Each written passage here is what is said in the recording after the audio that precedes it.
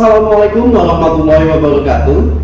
Apa kabar kalian semua, para mahasiswa FEB UMJ yang tentunya kami banggakan. Bertemu lagi dengan kami, tim pembelajaran daring Laboratorium Fakultas Ekonomi dan Bisnis Universitas Muhammadiyah Jakarta. Dalam video pembelajaran Laboratorium FEB UMJ kita kali ini, dalam sesi pertama, kita akan terlebih dahulu mengenal apa itu statistika.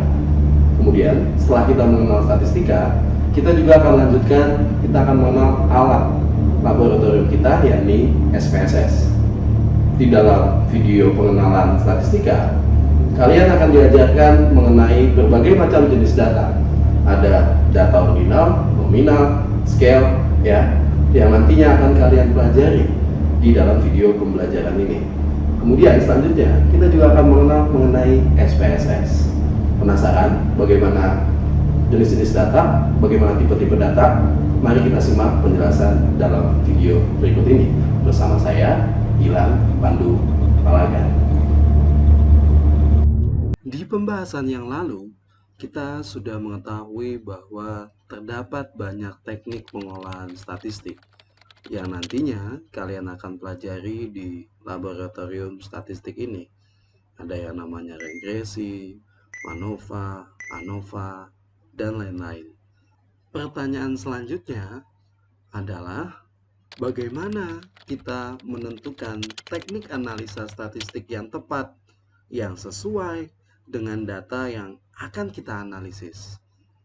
Untuk menentukan teknik analisa yang tepat, terlebih dahulu kita harus mengetahui apa itu yang dinamakan variabel, operasional variabel, dan kerangka pemikiran.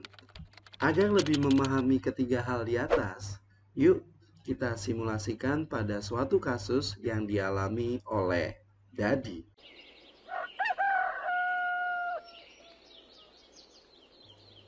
Dadi, atau nama lengkapnya Odading, ingin mengetahui apakah terdapat pengaruh IQ terhadap nilai mata kuliah mahasiswa.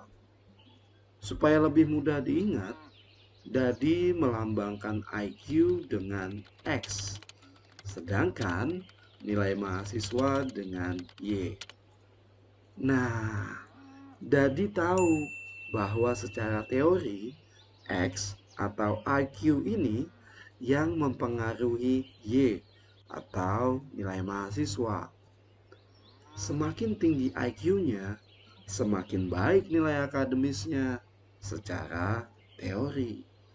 Jadi, Dadi menggambarkan permasalahannya seperti ini. X akan mempengaruhi Y.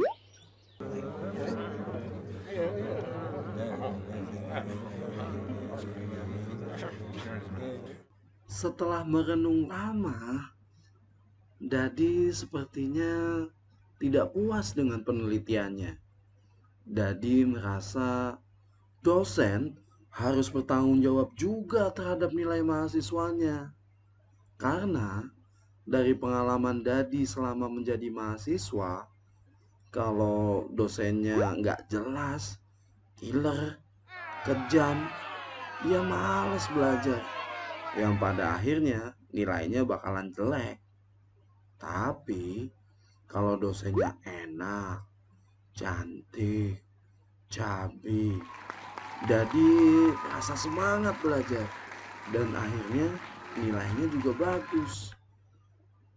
Berangkat dari hal itu, Dadi menggambar lagi penelitiannya dengan dosen di dalamnya dan diberi lambang Z. Tapi di balik itu semua, Dadi merasa harus membuktikan sesuatu di penelitiannya, bahwa belajar seharusnya tidak mengenal keterbatasan materi, seperti yang dialami olehnya, yang harus berjualan odading setiap sore sampai malam, yang akhirnya membuat waktu belajarnya tidak sebanyak dengan teman-temannya yang lain. Berangkat dari cerita itu pula, Dadi memasukkan keterbatasan materi di dalam penelitiannya dan diberi dengan simbol I. Nah, jadi deh gambar penelitian Dadi seperti ini. Tapi si Dadi bingung nih, mana yang variabel, kerangka pemikiran, sama operasional variabel. Dah dading. Nah lo, ya udah kita bahas penelitiannya Dading ya. Untuk variabel, Dadi memiliki 4 variabel, yakni X untuk IQ, Y untuk nilai mata kuliah, dan Z untuk dosen. Kemudian I untuk keterbatasan materi. Jadi, variabel itu adalah suatu besaran yang dapat diubah atau berubah sehingga dapat mempengaruhi peristiwa atau hasil penelitian. Nah, dari pengertian penelitian Dadi nih, betul dong kalau variabelnya Dadi itu adalah X, Y, Z, dan I. Karena keempat hal ini itu dapat diubah dan berubah. Misalnya, Dadi kan pengen tahu nih, kalau IQ-nya naik, apakah akan membuat nilai mahasiswa tersebut juga akan naik? Rubah dong tuh, berarti X-nya naik, Y-nya juga akan naik. Bagaimana perubahannya? Apakah dia naik atau malah turun? Itu. Nah, sekarang untuk kerangka pemikiran, tadi secara teori Dadi tahu bahwa IQ lah yang mempengaruhi nilai. Hal itu juga akan dipengaruhi oleh dosen dan keterbatasan materi yang dimiliki sama Dadi. Nah, hubungan-hubungan antar variabel itulah yang kalau digambar ini nih kayak gini, itu yang disebut dengan kerangka pemikiran. Terus, apa itu operasional variabel? Tak dulu, sabar. Nah, kan tadi kita udah tahu tuh hubungan antar variabel. Selanjutnya, kita bisa mendefinisikan peran dari masing-masing variabel. Peran? Kayak di film drakor aja. Ada peran utama, peran orang ketiga, dan lain-lain. Yaps, betul banget tuh. Jadi operasional variabel itu kayak peran di film. Dan yang tadi tuh kerangka pemikirannya itu adalah alur ceritanya. Sedangkan si variabel itu adalah aktornya. Nah, jadi sama kan? Jadi kita memahami operasional variabel, dan kerangka pemikiran sama kayak kita memahami film. Nah, variabel itu dalam statistik itu ternyata dibagi menjadi ada yang namanya variabel independen, ada yang namanya variabel dependent. Variabel independen atau variabel bebas, dan itu biasanya dilambangkan dengan notasi matematis X.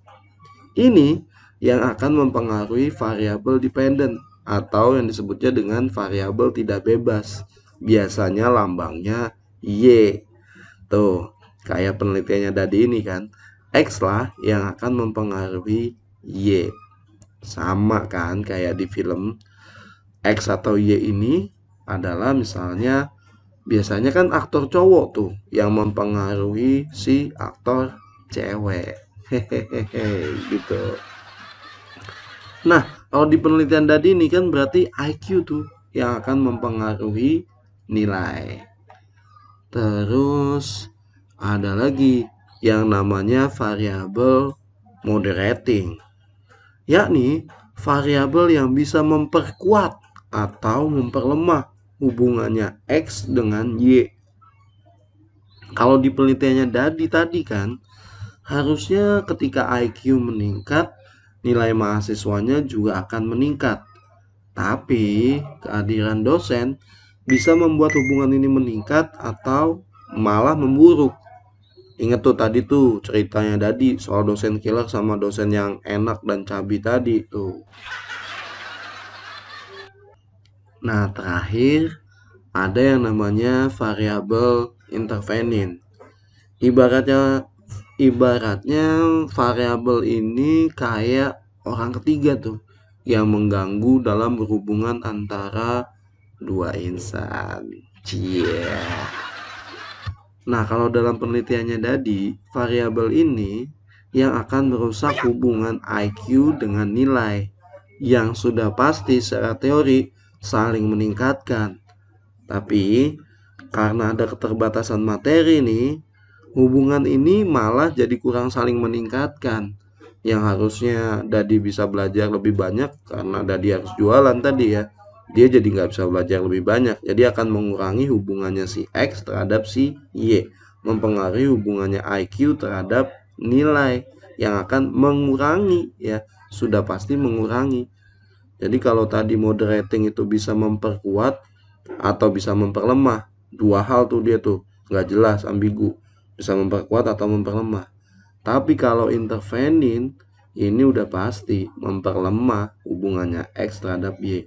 Yang namanya orang ketiga udah pasti ya memperlemah hubungan antara dua insan. Oh, jadi itu operasional variabel. Tunggu dulu. Setelah kita tahu peran dari variabel, selanjutnya kita perlu memahami lebih dalam variabel ini dengan tipe-tipe data yang udah kita pelajari di pembahasan sebelumnya. Itu loh tipe data ordinal, nominal, sama scale. Jangan lupa.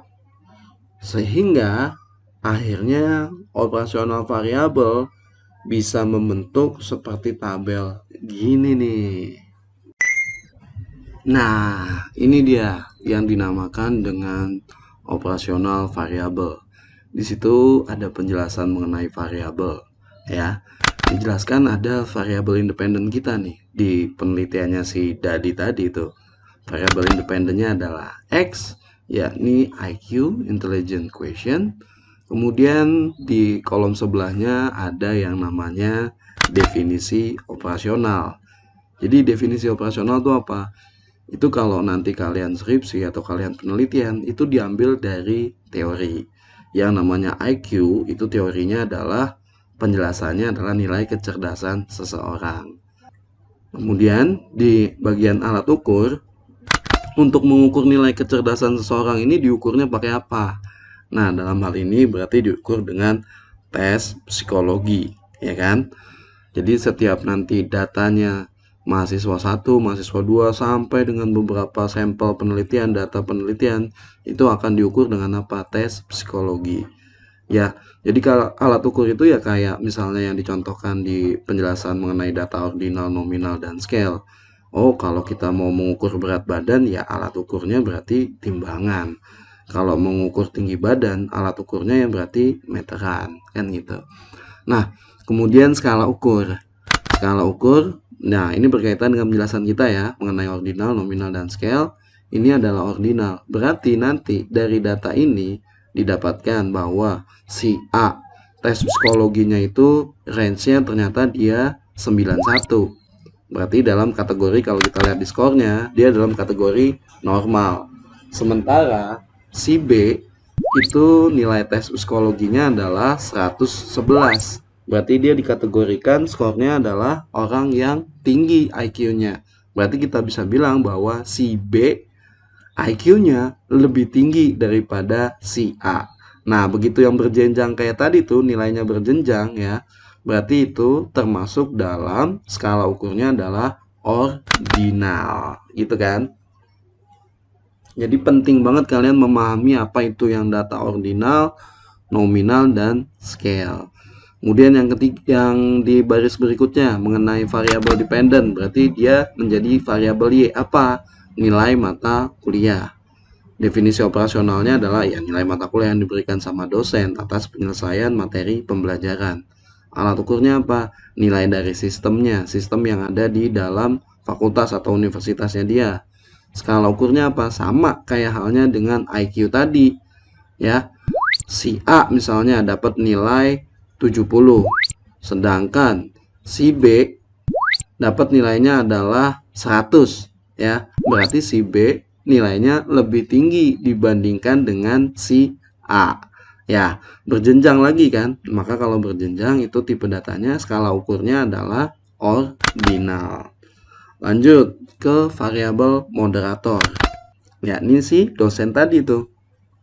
Penjelasannya apa? Kan tadi dibilang bahwa definisi operasional itu berlandaskan teori.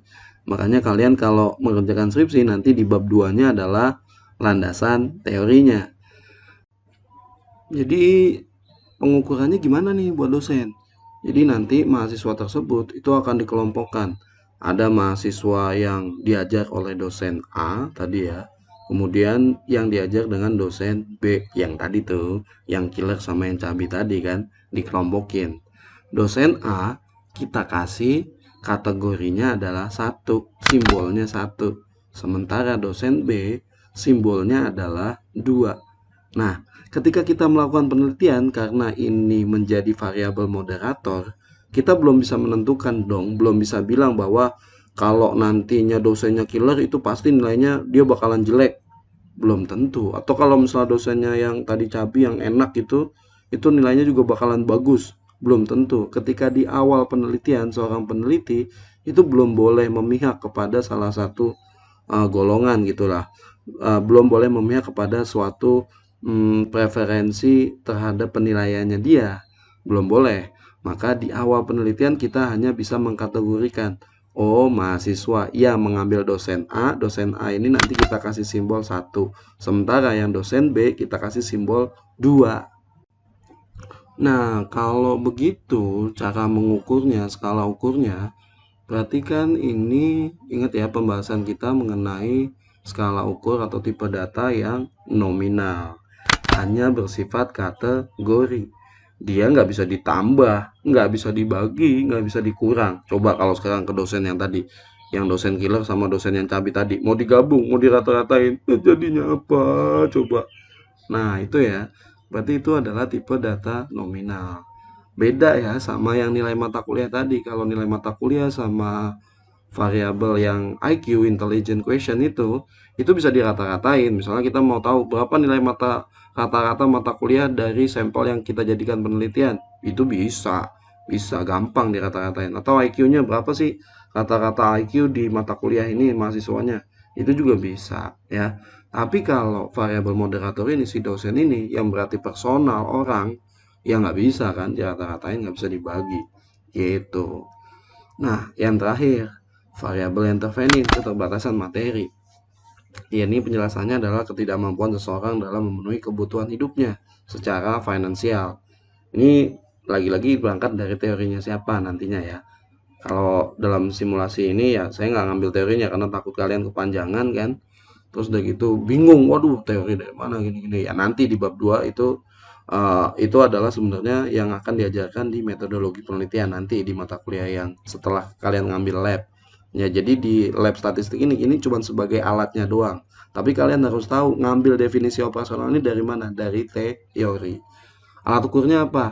Uang yang diterima dalam sebulan. Berapa sih yang diterima sama si mahasiswa itu dalam sebulan? Si A misalnya dapat dalam sebulan itu 2 juta. Berarti dia dikategorikan cukup. Sementara si B itu dapatnya adalah 1 juta. Berarti dia dikategorikan kurang. Gitu. Berarti kita bisa bilang bahwa si A itu duit yang diterimanya dalam sebulan lebih tinggi daripada si B. Kan kayak gitu. Nah, itu adalah ciri dari data ordinal.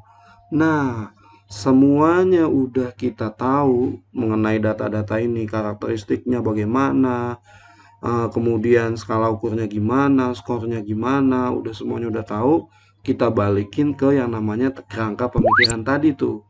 Jadi kita tahu bahwa X si intelligent question ini sebagai variabel independen. Variabel dependennya adalah nilai mata kuliah. Variabel moderatornya adalah dosen. Dosen ini tipenya nominal skala ukurnya. Variabel interveningnya ini tipenya adalah ordinal. Nah, dari skala ukur ini selanjutnya baru kita bisa menentukan teknik analisa yang tepat. Misalnya kalau variabelnya cuma X sama Y. X-nya ordinal, Y-nya ordinal. Maka kita bisa menggunakan nantinya akan menggunakan regresi. Tapi ketika Y-nya berubah, misalnya Y-nya berubah jadi data nominal, kita nggak bisa lagi pakai yang namanya regresi linier. Tapi kita harus pakai yang regresi yang beda lagi, namanya regresi logistik. Nah, itulah caranya kita memahami operasional variabel dan akhirnya kita bisa menentukan teknik analisa statistik yang tepat. Jadi betul-betul kalian harus paham itu apa variabel, definisi operasionalnya bagaimana, skala ukurnya yang terpenting ini ya, skala ukurnya bagaimana, ya, dia ordinal kah, nominal kah, scale kah, dia posisinya di mana, dependent kah atau di variabel independennya. Karena itu akan menentukan teknik statistik yang akan digunakan. Itu yang menjadi dasar fondasi ketika kita akan mengolah data statistik. Itulah kira-kira yang menjadi pembahasan kita di materi pertemuan 1 dan 2 di laboratorium statistik ini. Jadi ini menjadi dasar bagi kalian untuk melakukan pengolahan data statistik. Kenapa ini menjadi penting banget dan menjadi titik sangat krusial ketika kita akan mengolah data statistik. Ya sama ya kayak kemarin saya analogikan dengan kita masak dan statistik itu adalah alat gitu ya. Misalnya kita mau memotong alat ya, kita mau memotong bambu gitu, kemudian kita menggunakan pisau, ya nggak bisa kepotong kan bambunya. Ya mungkin bisa potong tapi butuh waktunya lama dan orang juga akan menertawakan kita dan itu menjadi masalah. Sehingga kakak kelas kalian tuh keseringan ketika melakukan skripsi ini yang dilakukan. Jadi mereka sebenarnya cuma mau motong cabe gitulah ya, tapi mereka menggunakan alat yang nggak tepat gitu, menggunakan gunting kuku, menggunakan gergaji gitu, padahal cuma mau motong cabe doang gitu. Ya jadinya nggak tepat kan, jadi nggak sesuai, akhirnya masakannya jadi nggak enak gitulah. Penting banget jadi kalian untuk menguasai pembahasan di pertemuan 1 dan pertemuan 2 ini ya. Penting banget bagi kalian untuk mengetahui apa itu operasional variabel, skala pengukuran, ordinal, nominal, tipe-tipe variabel, apa itu independent, dependent, moderating, intervening, karena itu akan menentukan teknik analisa data yang akan digunakan. Apakah kalau misalnya X-nya ordinal, Y-nya nominal, oh kita pakai regresi logistik. Oh tapi kalau X-nya ordinal, Y-nya juga ordinal, kita bisa menggunakan regresi linier. Oh tapi kalau misalnya X-nya nominal, kemudian Y-nya yang ordinal, oh berarti kita harus gunain MANOVA. Nah itu akan menentukan banget teknik analisa yang digunakan. Jadi bukan cuman kita ngikutin statistik, kita masukin angka karena dia cuman alat, cuman robot, ya dia ngikutin aja. Kalau disuruh motong bambu, ya pisau itu ya membuat motong bambu bisa. Cuman kan orang jadi ngelihatnya, ih aneh dah, kan gitu. Mana bisa kan gitulah. Ya, jadi itu yang menjadi pembahasan kita. Mudah-mudahan kalian bisa memahami hal ini dengan baik. Baik, terima kasih atas perhatiannya selama 2 pertemuan ini. Kurang lebihnya mohon maaf. Bila isabilah fastabiqul khairat. Baiklah para mahasiswa sekalian, itu adalah video pembelajaran kita di sesi pembelajaran laboratorium statistika. Mudah-mudahan dengan video pembelajaran ini kalian bisa mengeksplorasi apa-apa saja yang sudah kalian terima di dalam video ini. Selanjutnya, kalian akan mempelajari video perihal validitas dan reliabilitas yang tentunya tidak akan kalah semenariknya dengan video yang kita kali ini. Jangan lupa ikutin terus pelatihan laboratorium FEB UMJ. Assalamualaikum warahmatullahi wabarakatuh.